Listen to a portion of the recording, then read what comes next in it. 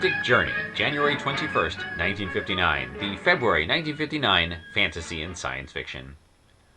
The February 1959 fantasy and science fiction has left me with a variety of impressions, so I preemptively beg your pardon for the scattered nature of this piece. Firstly, the cover. It's a pretty Emshwiller for certain, but under Jupiter's red spot?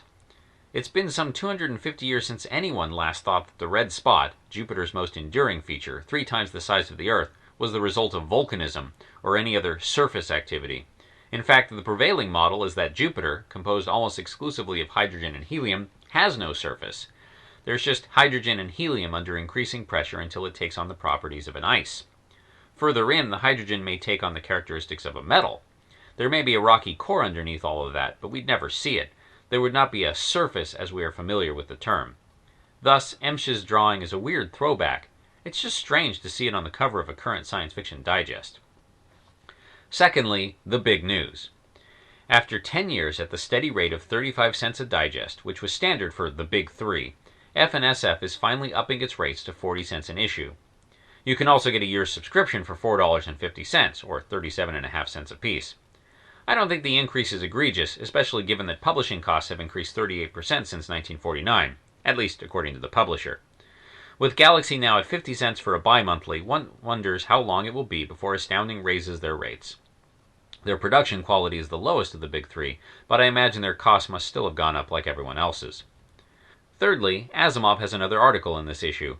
It's a pretty short piece about the naming of big numbers, quite handy for describing things like multitudes of stars, or atoms. It's worth reading, but hardly his best work.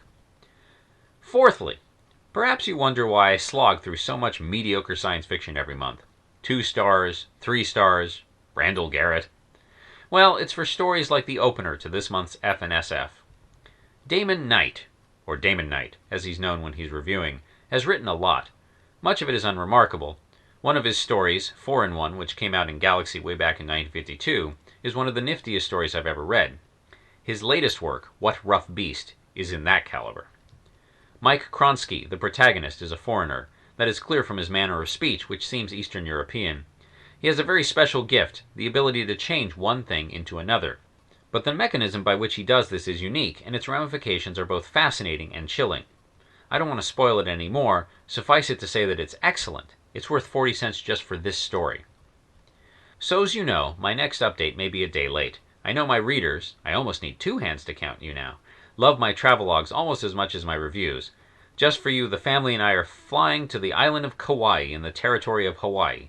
We will be sure to include photos with the next installment of this column. The original written article, linked stories, and images can be found at galacticjourney.org by Gideon Marcus.